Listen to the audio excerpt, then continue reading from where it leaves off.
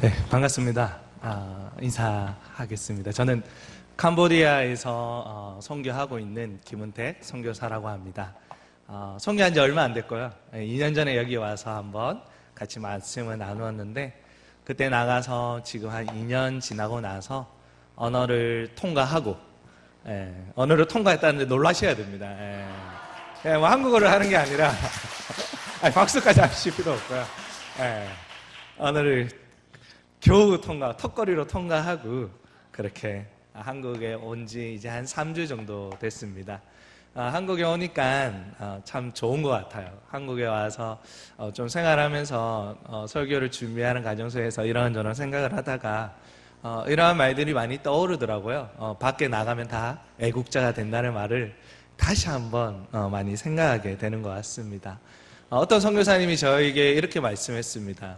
한국에 들어가면 그토록 먹고 싶던 한국 음식들이 생각이 안 날 거다.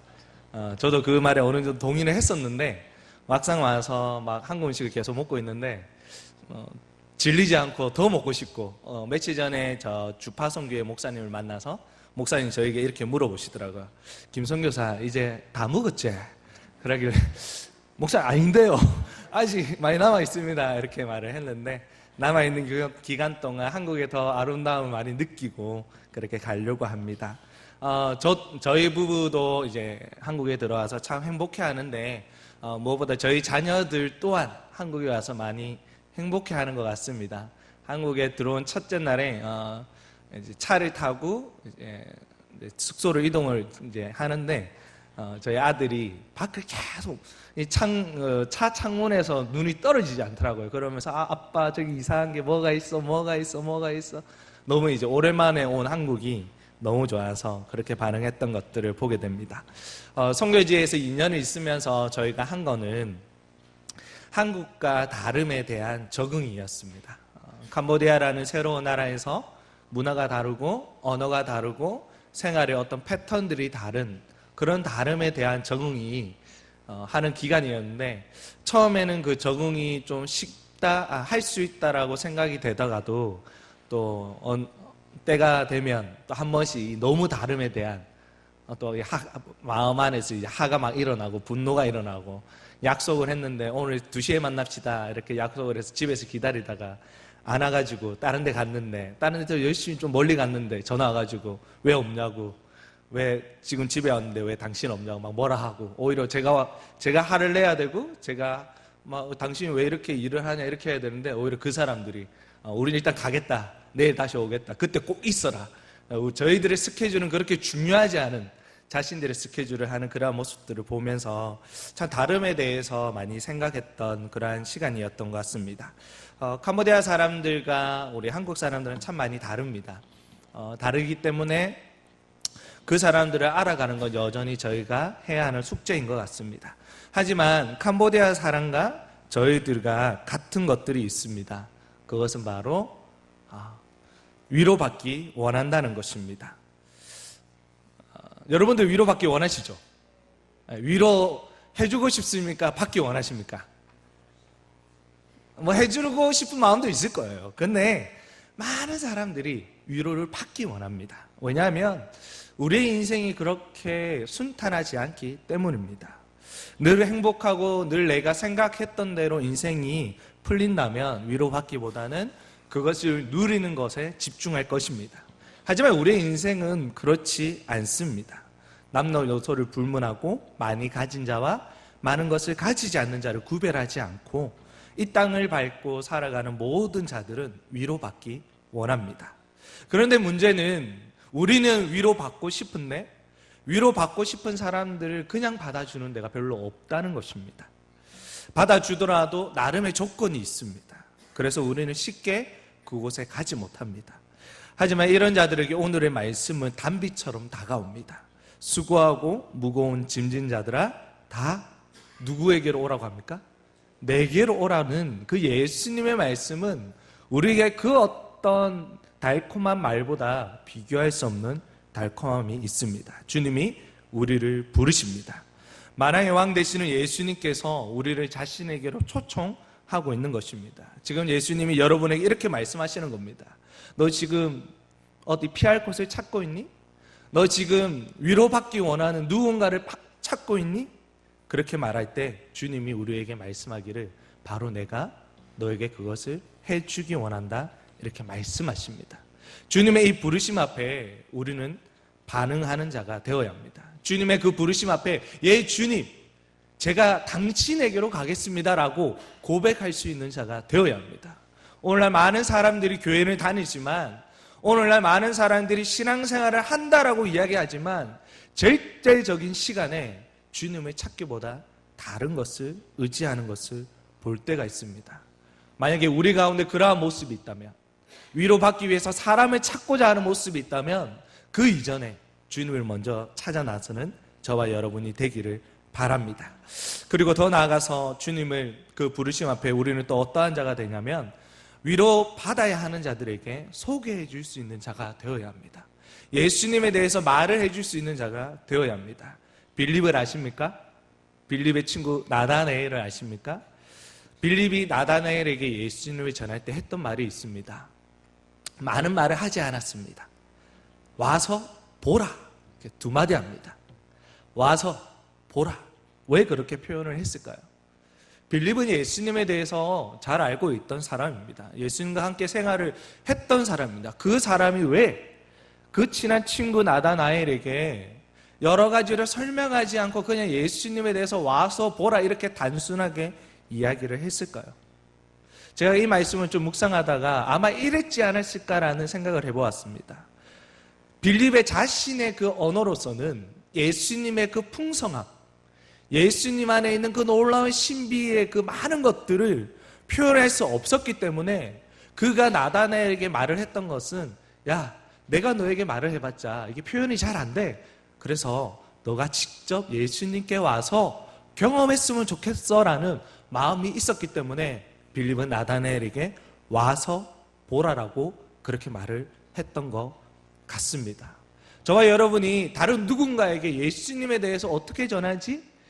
예수님이 어떤 분인지 어떻게 말하지? 이런 고민보다 아주 심플한 말들이 있습니다. 빌립처럼 와서 보십시오. 와서 우리 목사님의 말씀을 들으십시오. 그 말 한마디가 어쩌면 우리가 예수님에 대해서 표현하는 것보다 더 강력한 힘을 가질 것입니다. 그래서 우리 왕궁중부교회 이 가운데 다른 그 어떤 말보다 우리 교회에 한번 오세요.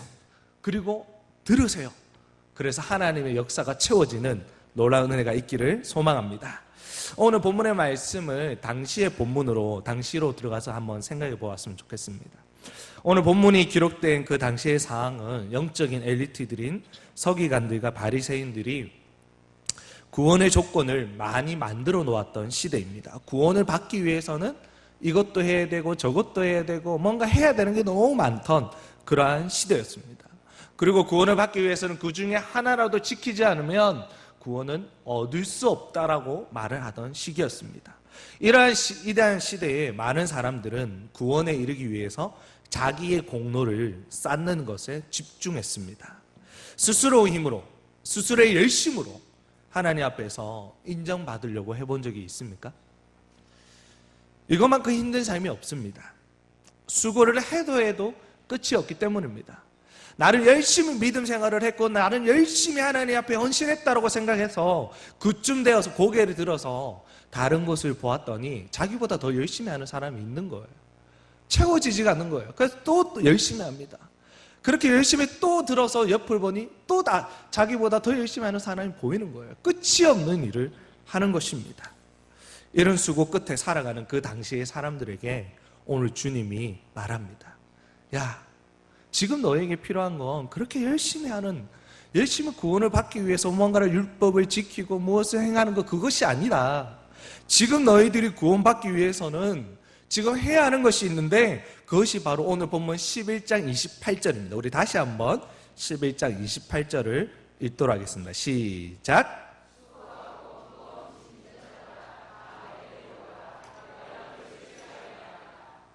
주님이 말씀하십니다. 율법을 지키고 율법을 행하는 것이 너에게 필요한 것이 아니라 지금 너희들은 나에게 와야 된다라고 말씀하십니다. 여러분, 이 음성이 오늘 우리에게 들려져야 합니다. 신앙생활을 하는 우리가 때로 우리의 열심으로 뭔가를 이루려고 하는 모습이 나타나지 않습니까? 처음에는 믿음으로 시작했습니다. 처음에는 하나님의 말씀대로 시작했습니다. 근데 걸어가는 걸음 가운데 뭔가 우리가 좀 이상한 거예요. 뭔가 하나님께서 다 하신다는 거 우리가 좀 어색한 겁니다. 세상의 가치관이 내가 열심을 해서 뭔가를 하지 않으면 아무것도 주지 않기에 그 가치관 속에서 살아가다 보니 나도 모르게 처음에는 믿음으로 시작했지만 약간의 변질들이 우리 안에 일어나는 것입니다. 그런 우리에게 오늘 주님이 말씀하십니다.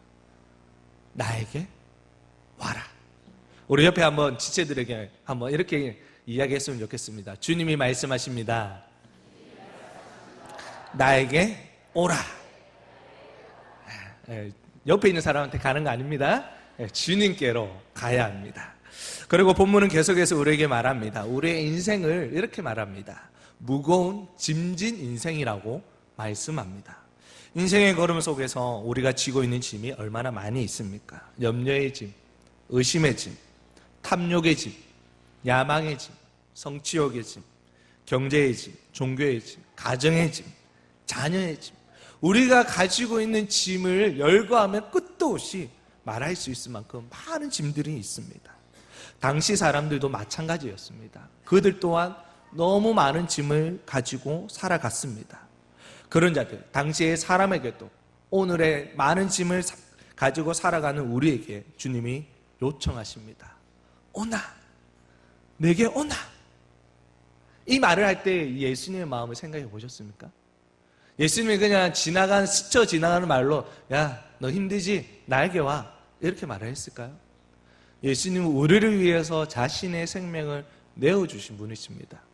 그분이 이 말을 했을 때는 그 마음 가운데 아주 깊은 사랑의 울림이 있었을 것입니다. 우리가 자녀들이 뭔가 잘못되었을 때, 우리가 정말 사랑하는 누군가가 아파하고 힘들어할 때 그들에게 우리가 도움의 손길을 내밀 때, 도움의 말들을 할 때 담겨있는 그 사랑의 말보다 더 위대한 사랑의 마음이 주님께는 있었을 것입니다. 여러분, 믿음 생활을 하다가 주님의 그 가슴 깊은 곳에서 외쳐지는 음성을 들어본 적이 있을 것입니다. 그때 우리는 감동하지 않을 수 없습니다. 주님의 그 가슴 깊은 속에서 울려지는 그 사랑의 메시지는 우리를 변화시키고 우리를 그분 앞으로, 우리가 경험하는 상황과 현실의 한계를 벗어나서 그분 곁으로 이끄는 힘이 있는 것입니다.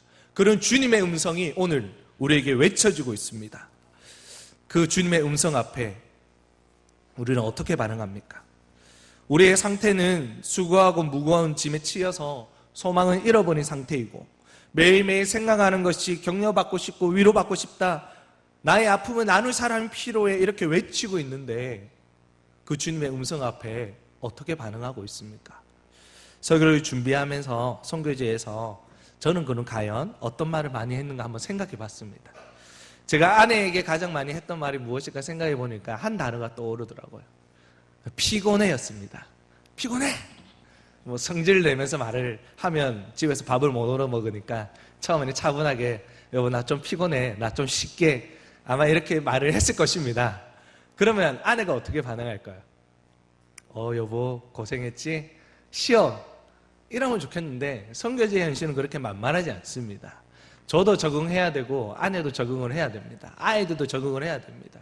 그렇다 보니까 선교제에 있는 많은 선교사님들이 민감해집니다. 작은 일 하나하나에도 평소 같으면 하지 않을 행동들을 하는 겁니다. 저희 아내는 잘 받아줬습니다. 근데 가끔 아내가 제가 피곤하다 하면 이렇게 말합니다. 저희 아내가 말하기를 이것도 못 받아줘? 맞받아 치는 거죠. 그렇게 살았던 모습이었고, 또 자녀들은 또 저에게 자주 했던 말이 있습니다. 자녀들이 밖에 나가서 언어가 다르니까 제대로 처음엔 잘 못 놀았거든요. 지금은 밖에서 현재 애들이랑 맨날 축구한다고, 저녁에 7시에 나가서 축구한다고, 안 된다, 공부해야 된다, 니네 학교 가는데 빨리 자야 된다 해도 지금 현재 아이들과 잘 놀고 동네 아이들과 잘 노는데 처음에는 늘 했던 말들이 아빠 놀아줘. 그러면 제가 요즘에도 오기 전에도 계속 하는 건데 저녁 8시부터 9시까지는 아이들과 보드게임을 하는 시간입니다. 고정적으로 아이들의 피로를 채워주는 그러한 시간을 보냈던 기억이 있습니다. 그래서 저도 캄보디아에 있으면서 주님의 이 음성이 너무나 그리웠습니다. 나에게 와서 좀 쉬어라. 이 말씀이 저에게 참 위로가 되는 말씀이었습니다. 하나님이 다른 누구에게도 말하는 게 아니라 바로 나에게 직접적으로, 은태가 너 힘들지? 은태가 너 지금 무거운 짐 짊어지고 가고 있지? 그래서 위로받기 원하니 내가 너를 지금 부르고 있다. 나에게 오지 않을래? 그 말을 할 때 참 많은 위로가 되었어요. 여러분 귀에도 하나님의 이 음성이 들리기를 소망합니다. 그래서 우리의 인생 가운데 늘 새 힘을 얻게 되는 놀라운 일들로 넘쳐나는 역사가 있기를 원합니다. 참 여기까지는 참 좋은 것 같습니다. 주님께서 우리에게 나에게 와서 좀 쉬어, 나에게 와서 푹 안식을 누려라, 참 위로가 되고 힘이 됩니다. 그래서 많은 사람들이 오늘 본문을 기억할 때 여기까지 기억합니다. 음식점을 가거나 아니면 성도님들의 집에 신방을 가서 보면 글귀, 액자에 있는 성경 글귀를 보면 수고하고 무거운 짐 지는 자들아 다 내게로 오라. 그 글귀는 정말 많이 보았습니다. 하지만 오늘 본문의 핵심은 여기에 있지 않습니다. 오늘 본문의 핵심은 뒤에 있습니다. 우리 한번 같이 읽어볼까요? 29절입니다. 29절 다 같이 읽도록 하겠습니다. 시작.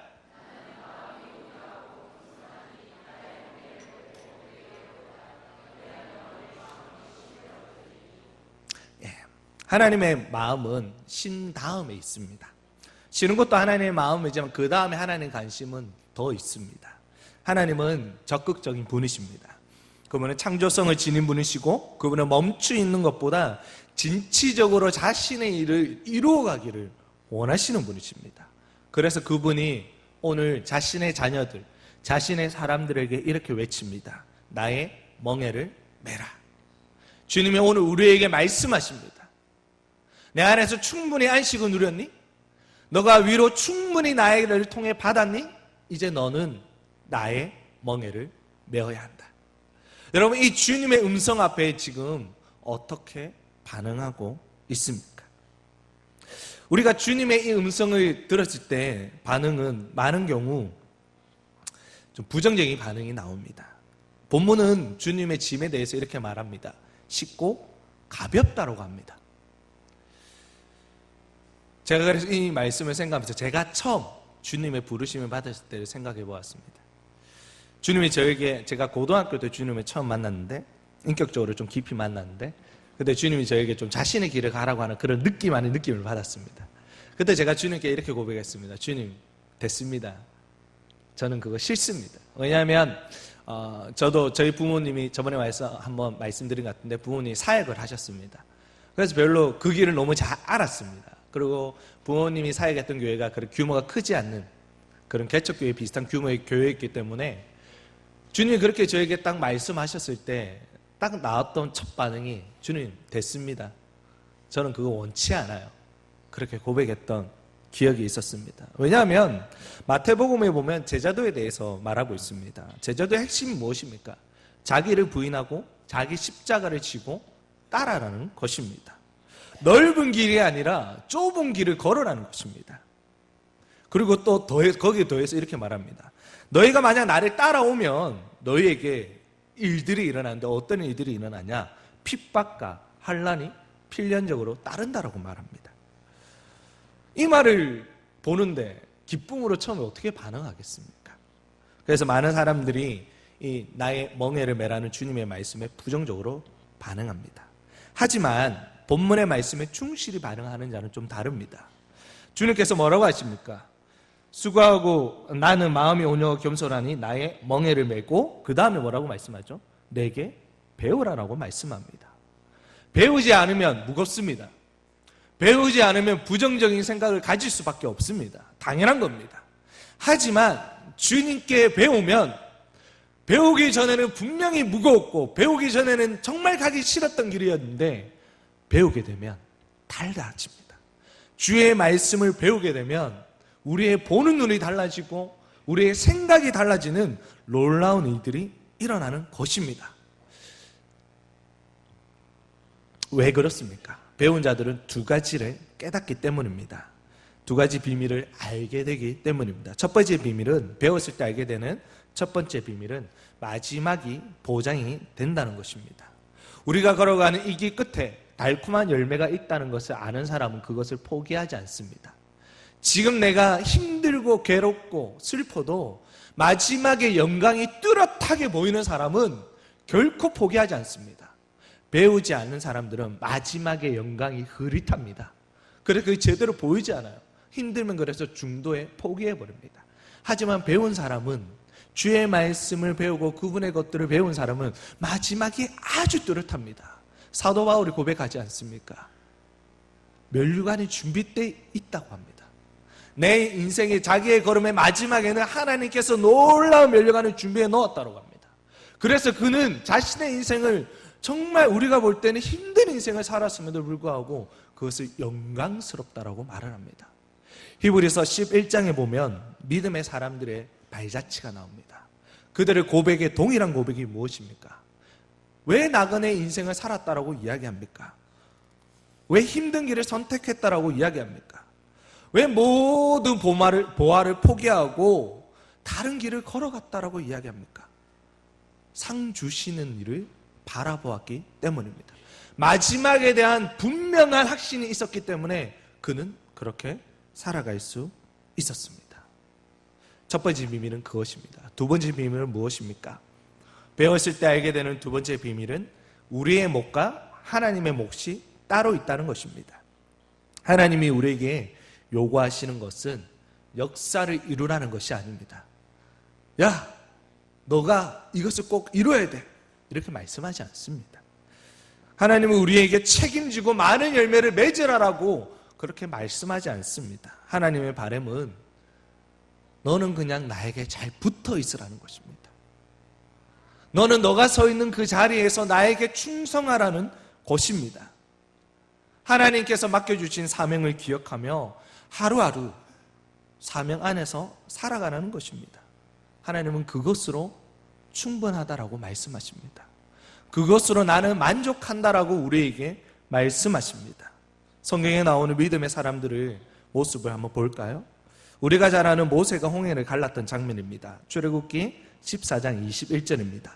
모세가 바다 위로 손을 내미매 여호와께서 큰 동풍이 밤새도록 바닷물을 물러가게 하시니 물이 갈라져 바다가 마른 땅이 된지라.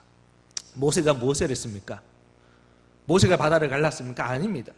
모세가 한 건 하나님의 말씀에 순종해서 손을 내민 것입니다. 손을 내밀었더니 여호와께서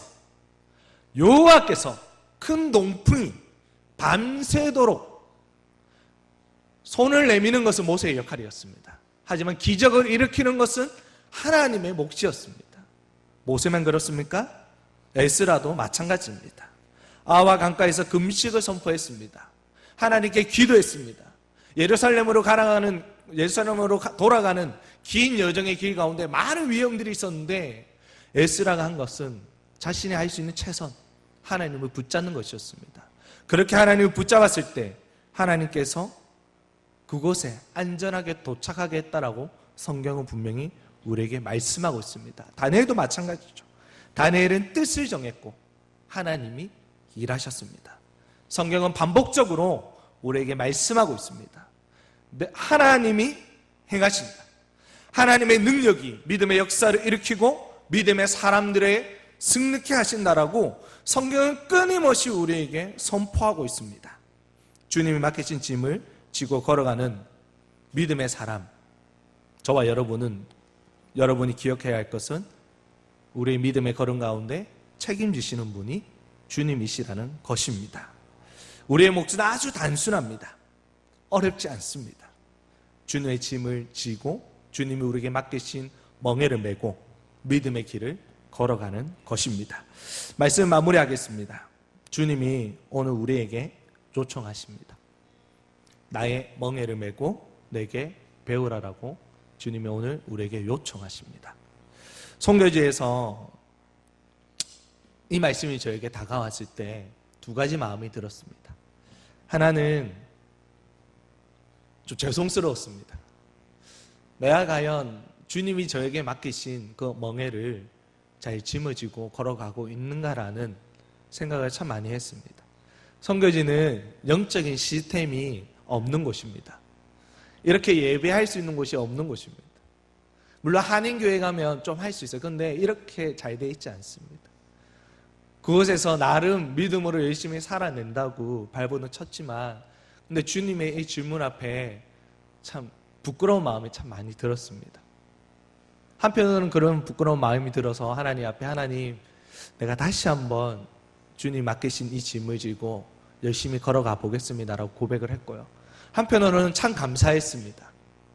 내가 그래도 주님께서 맡기신 멍에를 치고 하나님이 말씀하신 땅으로 가서 그곳에 현장이 있기 때문에 하나님, 부족한 나를 이곳에 보내주셔서 감사합니다라는 고백을 많이 했었습니다. 오늘 주님이 여러분에게 물어보십니다. 나의 멍에를 매지 않을래? 여러분, 그 주님의 음성 앞에 어떻게 반응하시겠습니까? 한국은 정말 바쁘더라고요. 저희가 한국 와서 좀 힘든 것 중에 하나가 2년밖에 선교지 안 있었는데 선교지는 리듬 자체가 천천히 갑니다. 근데 여기는 너무 빠르더라고요. 이 빠른 세상 속에서 우리가 말씀을 조금이라도 우리가 신경 쓰지 않으면 그냥 세상의 흐름에 그냥 살아가게 되잖아요. 그러면 주님께서 우리에게 말씀하신 나의 멍에를 매라는 이 말조차 기억하지 못하고 살아가는 사람이 많이 있잖아요. 여러분은 어떻습니까? 오늘 한번 이 말씀에 한번 고민을 좀 해보았으면 좋겠습니다. 내가 지금 주님이 맡기신 짐을 잘 지고 있는가? 아니, 하나님께서 나에게 주신 멍에가 무엇이지? 저는 선교였습니다. 그래서 선교를 나갔습니다.